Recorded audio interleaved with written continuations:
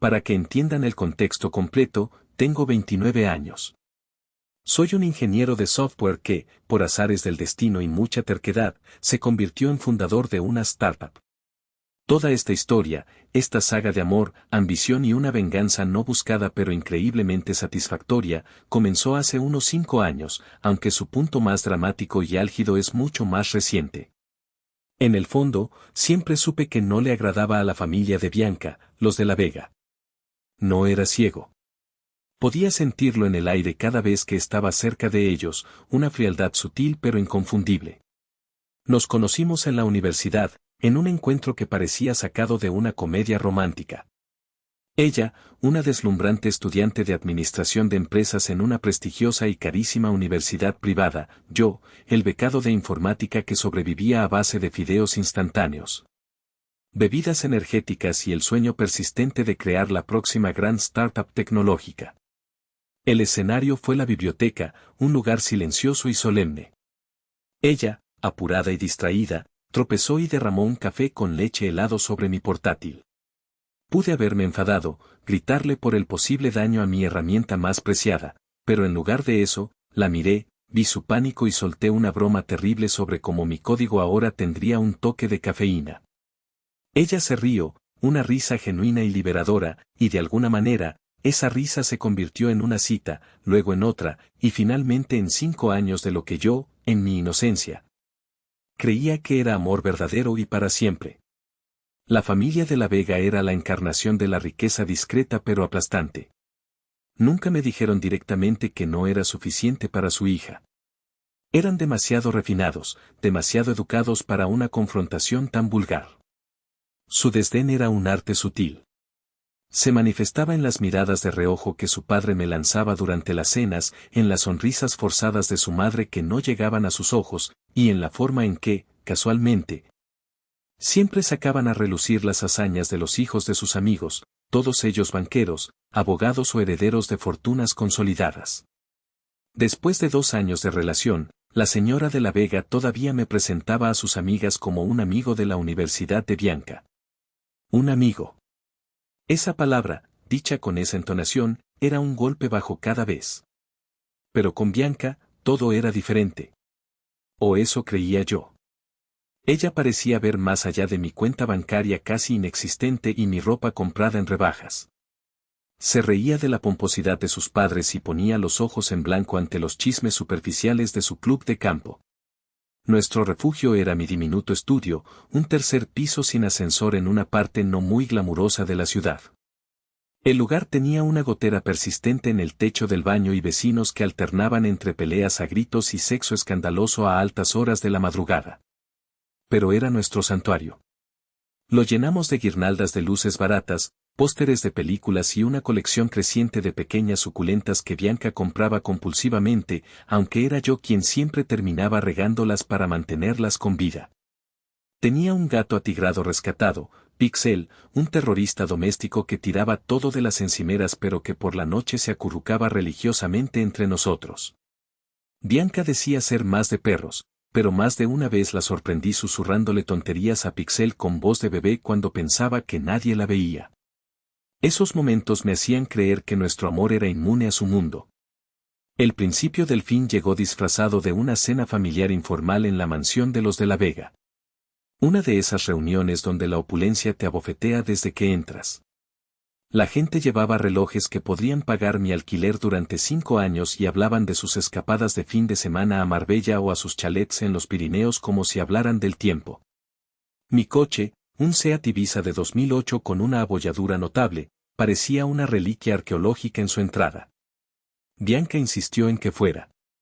Mis padres realmente quieren conocerte mejor, me aseguró. La señal de alarma fue que me pidiera usar un blazer. Solo tenía uno, de una boda de hacía 3 años, y el estrés de la startup había hecho que me quedara incómodamente apretado. Al entrar, comprendí la trampa. No era una cena familiar. Era una audición. Estaban los socios de su padre con sus hijos, todos ellos hombres pulcros, exitosos, con perfiles de LinkedIn que gritaban triunfo. La conversación fluía sin esfuerzo entre estrategias de inversión y vacaciones en Europa. Y entonces, el padre de Bianca me lanzó la primera piedra, envuelta en seda, así que sigues con ese proyectito tecnológico tuyo. Corregí, es una startup, tratando de mantener la compostura. No mencioné las noches sin dormir ni la reunión con inversores que había sido un desastre. Y entonces, como un personaje que entra en escena en el momento justo, llegó Adrián. La madre de Bianca lo presentó con un entusiasmo casi teatral. Adrián acaba de ser nombrado socio junior en Garrigues. Una mente brillante. Lo empujó para que se sentara junto a Bianca. Ustedes dos tienen tanto en común, canturreó. Me sentí como si me hubiera vuelto invisible. Toda la cena fue una tortura cuidadosamente orquestada para mostrarle a Bianca lo que se estaba perdiendo. Adrián hablaba de su bono anual, del piso que acababa de comprar en la mejor zona de la ciudad. Yo no tenía nada que contar. Pero lo que me mató no fue su arrogancia ni la condescendencia de sus padres. Fue el silencio de Bianca. No me defendió. Ni una vez. Se rió de los chistes sin gracia de Adrián, le preguntó por su trabajo, parecía genuinamente cautivada. En ese momento, en esa mesa rodeado de lujo y desprecio, entendí que había perdido. Ella ya había tomado una decisión. La ruptura oficial llegó una semana después, pero en realidad, nuestra relación murió en aquella mesa. La conversación fue breve, casi clínica. Bianca, con los ojos llenos de una lástima que me ofendía más que el odio, me dijo las palabras que sus padres le habían metido en la cabeza. Habló de estabilidad, de un futuro seguro. Dijo que me quería, una mentira piadosa que sonó hueca y ensayada, pero que no podía seguir viviendo en la incertidumbre de mis sueños. Adrián, por otro lado, no era un sueño, era una realidad tangible, un camino pavimentado con seguridad financiera. Cada palabra era un puñal que confirmaba mi mayor miedo, el amor que yo creía incondicional tenía, de hecho, un precio que yo no podía pagar. Los meses siguientes fueron un descenso en espiral hacia la nada. Mi startup, que ya se tambaleaba, se derrumbó por completo. El fracaso fue total y absoluto. Sin ingresos y con el corazón destrozado, no pude seguir pagando el alquiler de nuestro pequeño estudio. Empacar mis cosas de ese lugar, de nuestro santuario, fue una de las cosas más difíciles que he hecho. Cada objeto, cada póster, cada maceta de suculenta muerta, era un recordatorio de la vida que había perdido. Terminé en el sofá de mi amigo Lucas, un espacio que me ofreció sin dudarlo un segundo. Él fue mi único ancla en ese mar de desesperación. Perdí peso, apenas dormía y mi confianza se evaporó. Empecé a verme a través de los ojos de los de la Vega, era un fracasado, un soñador ingenuo que se había atrevido a volar demasiado cerca del sol. Para sobrevivir, tuve que tragarme mi orgullo y empecé a trabajar como repartidor para Rappi. El trabajo en sí no era deshonroso, pero para mí, era un símbolo de mi caída. Pasaba horas en mi viejo Seat, entregando comida en los mismos barrios donde antes paseaba con Bianca, a veces incluso en los restaurantes donde habíamos celebrado aniversarios. La humillación era mi compañera constante. Y entonces, llegó el día que lo cambió todo. El punto de inflexión. Era una tarde de verano, un calor sofocante que el aire acondicionado roto de mi coche no podía combatir. Estaba empapado en sudor, cansado, con la batería del móvil a punto de morir, esperando para recoger un pedido en una cafetería del centro. Y los vi. Estaban en la terraza, en una mesa a la sombra. Bianca y Adrián. Parecían una postal de la vida perfecta. Reían a carcajadas, cogidos de la mano sobre la mesa. Ella tenía un corte de pelo nuevo, elegante y caro. Él llevaba unas gafas de sol de diseñador y un reloj que brillaba bajo el sol. Se veían felices, radiantes, como si pertenecieran a un universo diferente al mío. Nuestros ojos se cruzaron por una fracción de segundo. Ella me vio, con mi camiseta sudada y la mochila naranja de Rappi. Su risa se cortó. Vi un destello de algo en su mirada, sorpresa, culpa. Pero fue efímero. Inmediatamente, su rostro adoptó una máscara de cortesía educada, la sonrisa amable y vacía que se le dedica a un camarero, a un extraño, a alguien insignificante. En ese instante, para ella, yo era solo el repartidor. Algo dentro de mí se rompió. Pero de esa fractura no salió más desesperación, sino una rabia fría y cristalina. Ese fue el último día que me permití ser una víctima. Esa noche, volví al apartamento de Lucas, me senté en su sofá y tomé una decisión que cambiaría mi vida. Borré Instagram, Facebook, todas las ventanas a una vida que ya no era mía y que solo servían para torturarme. Se acabaron la autocompasión y las excusas. Entré en modo de reconstrucción. Conseguí un segundo trabajo como reponedor nocturno en un supermercado. Mi vida se convirtió en un ciclo implacable: repartir comida durante el día, reponer estanterías por la noche y, en las pocas y preciosas horas intermedias, programar como un poseso en el salón de Lucas. Alimentado por café barato y una determinación feroz. Lucas fue un santo, asegurándose de que comiera, animándome cuando estaba a punto de rendirme. Estaba construyendo mi nueva versión en silencio, lejos de los ojos del mundo que me había descartado. Pasaron 3 años. 3 años de una existencia casi monástica, de un exilio autoimpuesto del mundo social que una vez conocí. Para Bianca y su círculo, yo simplemente había desaparecido del mapa, probablemente confirmando sus peores expectativas sobre mí, un fracaso que se había desvanecido en la mediocridad.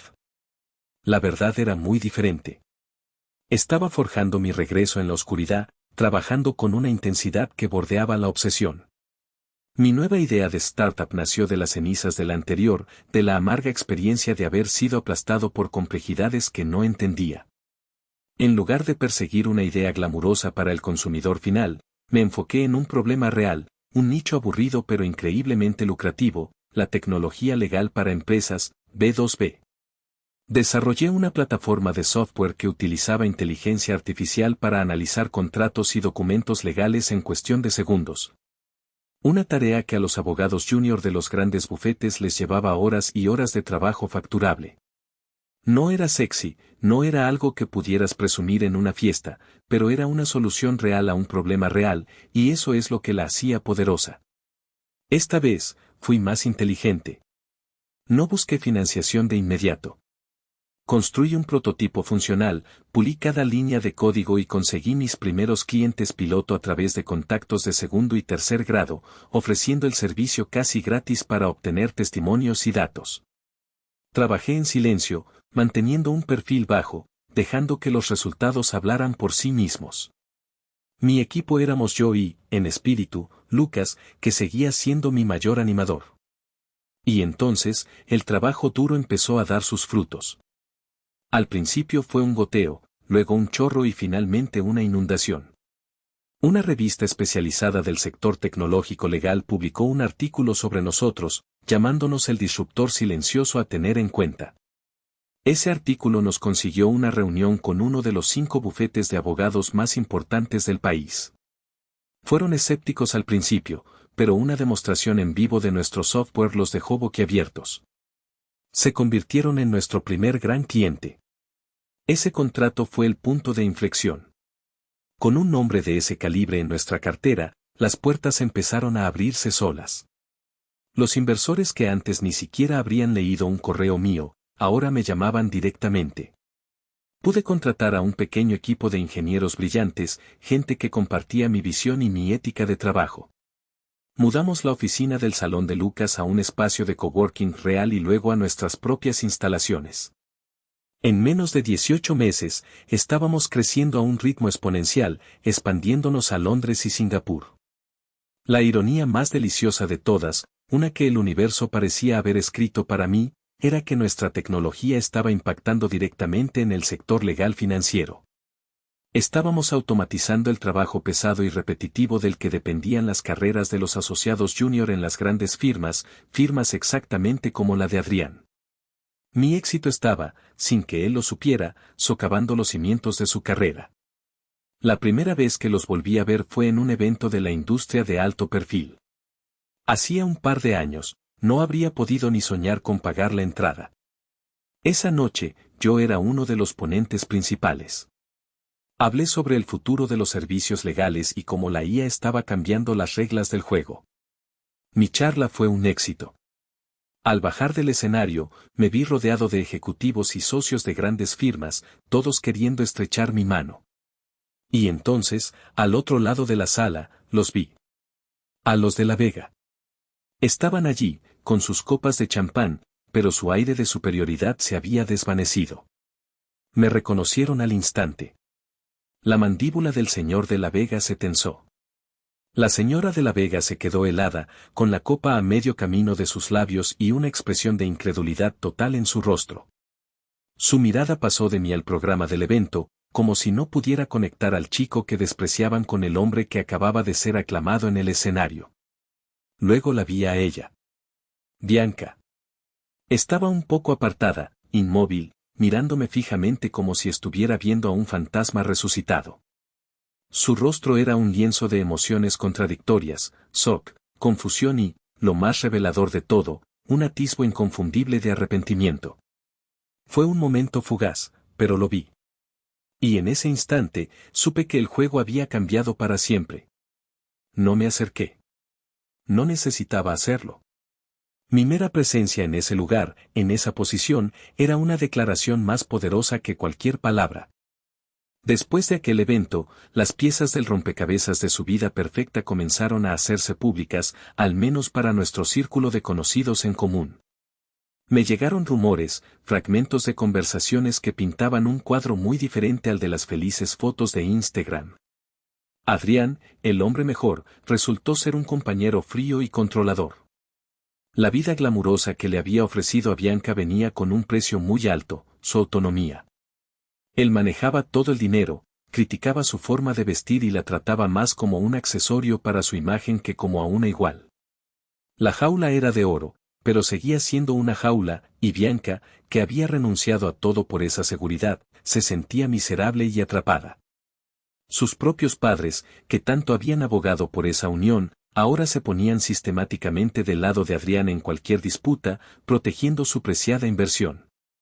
Mientras su mundo se desmoronaba desde dentro, el mío se consolidaba. Unas semanas después, recibí una invitación personal del padre de Bianca para asistir a una reunión de negocios privada, un evento exclusivo de networking. Era una jugada tan transparente que casi me hizo reír. El hombre que me había mirado por encima del hombro ahora quería un asiento en mi mesa. Acepté, no por buscar su aprobación, sino por pura curiosidad y un cierto sentido de la justicia poética. En el evento, los vi juntos. Adrián parecía estresado, con una tensión visible en los hombros, revisando su teléfono constantemente. Su firma estaba perdiendo clientes importantes y aunque él aún no había conectado todos los puntos, la presión era evidente. Bianca, a su lado, parecía una sombra de sí misma. Nuestra mirada se cruzó a través de la sala, y esta vez, la expresión de arrepentimiento en su rostro era tan clara y profunda que era casi doloroso verla. Una semana después, comenzó el asedio digital. Recibí un mensaje de un número desconocido. Hola, soy Bianca. Ha pasado mucho tiempo. Me preguntaba si podríamos hablar. Dejé el mensaje en visto. Al día siguiente, otro, sé que todo terminó mal, de verdad que lo sé. Pero he estado pensando mucho en nosotros, en nuestras conversaciones, echo de menos eso.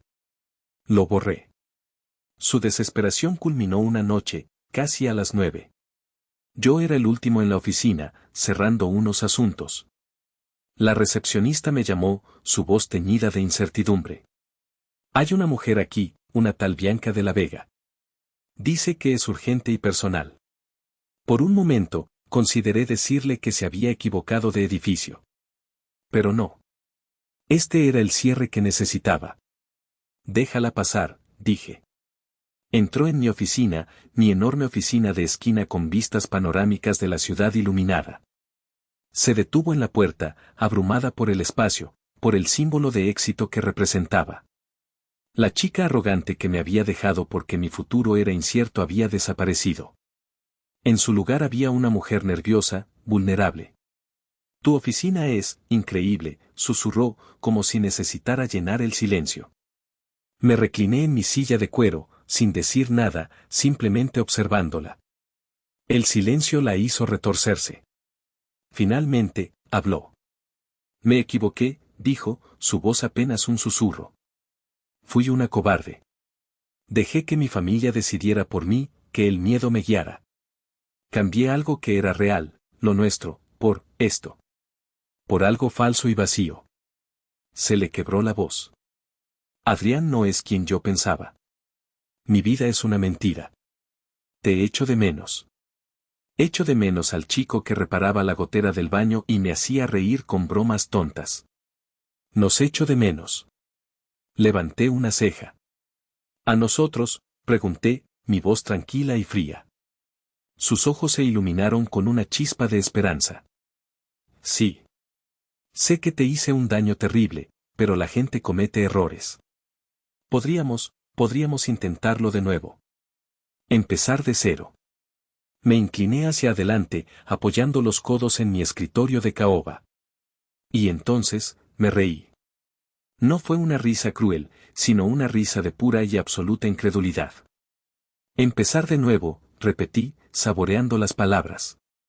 Bianca, déjame aclararte algo. No me amabas cuando estaba en la ruina y luchando por un sueño. No creíste en mí. Me descartaste. Pero ahora que ves esto, dije, haciendo un gesto amplio que abarcaba la oficina, la vista, el éxito, ¿ahora sí quieres volver? No quieres empezar de nuevo conmigo. Quieres una mejora de tu situación actual. Su rostro se transformó, la esperanza fue reemplazada por una comprensión devastadora. Justo en ese momento, como si estuviera escrito en un guión, la puerta de la oficina se abrió suavemente. Era Sofía, mi novia.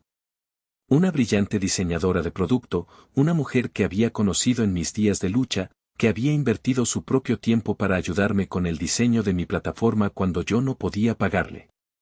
Una mujer que creía en mí, no en mi potencial de ingresos. Entró con una sonrisa cálida, llevando 2 cafés. Pensé que necesitarías uno para el último tirón, dijo, antes de darse cuenta de que no estábamos solos. Miró a Bianca, luego a mí, con una curiosidad tranquila. El color abandonó por completo el rostro de Bianca. Quedó petrificada. Me levanté, rodeé el escritorio y le di un beso a Sofía, tomando uno de los cafés. Luego, mi mirada volvió a la figura rota de Bianca. Verás, le dije, mi voz suave pero firme como el acero. Finalmente encontré a alguien que está en mi liga. Resulta que, simplemente, no eras tú. Abrí la puerta y esperé. Ella, sin decir una palabra más, con la cara bañada en lágrimas silenciosas, pasó a mi lado y desapareció por el pasillo. Cerré la puerta detrás de ella, cerrando para siempre el capítulo final de nuestro pasado. Cerrar la puerta a Bianca fue el final de nuestra historia personal, pero el jaque mate a su mundo perfecto aún estaba por llegar. En los meses siguientes, la presión sobre la firma de Adrián se volvió insostenible. Nuestra tecnología no solo era más eficiente, sino que estábamos redefiniendo las expectativas de los clientes. ¿Por qué pagar tarifas por hora exorbitantes por un trabajo que una IA podía hacer en minutos con mayor precisión? Los clientes más importantes de la firma de Adrián comenzaron a abandonarlos en masa, migrando a plataformas como la nuestra o a bufetes que habían adoptado nuestra tecnología. El momento culminante de la caída de Adrián me llegó a través de un mensaje de un contacto en común. Adrián estaba en una conferencia de alto nivel, escuchando a un panel de CEOs discutir el futuro de la industria. El CEO de una multinacional, un cliente nuestro, mencionó a mi empresa por su nombre, elogiándonos como el patrón oro de la innovación legal.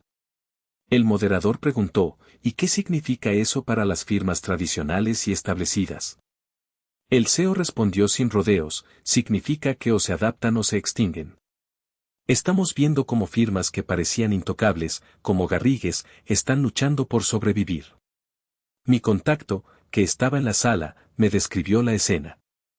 Al oír el nombre de su propia firma mencionado como un ejemplo de obsolescencia, el rostro de Adrián se descompuso. La cámara del evento, que barría al público, se detuvo en él por un instante. Su expresión fue una mezcla de shock, negación y un terror que se iba abriendo paso. En ese momento público, frente a sus pares, Adrián conectó finalmente los puntos. El exnovio fracasado de su esposa no era solo un recuerdo incómodo, era el arquitecto de su ruina profesional. Su reacción no se hizo esperar. Unos días después, durante una reunión de emergencia en su firma para discutir la pérdida de otro cliente clave, Adrián explotó. Me contaron que se levantó de un salto, golpeó la mesa con el puño y comenzó a gritar, acusando a su propia dirección de incompetencia y a mi empresa de ser un fraude, una burbuja a punto de estallar. Fue un espectáculo lamentable. En lugar de inspirar una lucha, su arrebato solo reveló su pánico y su incapacidad para enfrentar la nueva realidad. Dejó de ser visto como un líder y se convirtió en una carga, un recordatorio viviente del fracaso de la firma para adaptarse. El golpe de gracia fue puramente empresarial, pero no por ello menos personal. 6 meses después, mi empresa, ahora con una valoración astronómica y una sólida posición en el mercado, anunció su mayor movimiento hasta la fecha. La adquisición de una firma legal más pequeña pero ágil y tecnológicamente avanzada, que casualmente era la principal competidora directa de la de Adrián. Con esta jugada, no solo absorbimos su talento y su tecnología, sino también los últimos grandes clientes que le quedaban a la firma de Adrián. Fue un jaque mate estratégico. En menos de un año, la histórica firma se vio obligada a una fusión humillante con un rival más grande, y en la reestructuración, Adrián fue despojado de su estatus de socio. Ya no era el jefe, el hombre de éxito. Era solo otro abogado en la nómina, un engranaje más en una máquina que no controlaba. Bianca había apostado todo por un caballo ganador, solo para verlo tropezar y caer justo antes de la línea de meta. Estaba atada a un hombre cuya carrera, y con ella su orgullo y su principal atractivo, había sido diezmada. La última vez que la vi fue completamente al azar, un epílogo silencioso para nuestra ruidosa historia. Estaba en la sala VIP de un aeropuerto, esperando embarcar en un vuelo en primera clase a Tokio para supervisar nuestra expansión en Asia. Y allí estaba ella, sentada sola en un rincón, mirando su teléfono. No había bolsos de diseñador a la vista, ni joyas llamativas. Llevaba ropa normal, y en su rostro había una expresión de cansancio profundo, la clase de agotamiento que no viene de la falta de sueño, sino de la decepción crónica. Levantó la vista y me vio. Un torbellino de emociones cruzó su rostro, pero una prevaleció, una chispa desesperada de esperanza. Se enderezó, como si fuera a levantarse, a intentar una última vez. No dije nada. Simplemente la miré, y muy lentamente, negué con la cabeza. Un gesto sutil, pero definitivo. Un punto final. Vi cómo la esperanza se extinguía en sus ojos, reemplazada por una resignación vacía. Me di la vuelta y caminé hacia mi puerta de embarque sin mirar atrás. Al final, me di cuenta de que no necesitaba una venganza activa. Ella había tomado sus propias decisiones. Cambió el amor real por el estatus, y cuando ese estatus se desvaneció, no le quedó nada. Yo, por otro lado, había construido mi éxito no para demostrarle nada a ella, sino para demostrármelo a mí mismo. Y en el proceso, había encontrado todo lo que importaba, una carrera que me apasionaba, respeto por mí mismo y una relación con Sofía, construida sobre cimientos de confianza y admiración mutua, no de conveniencia. La vida más dulce y satisfactoria fue, en sí misma, la mejor de las venganzas.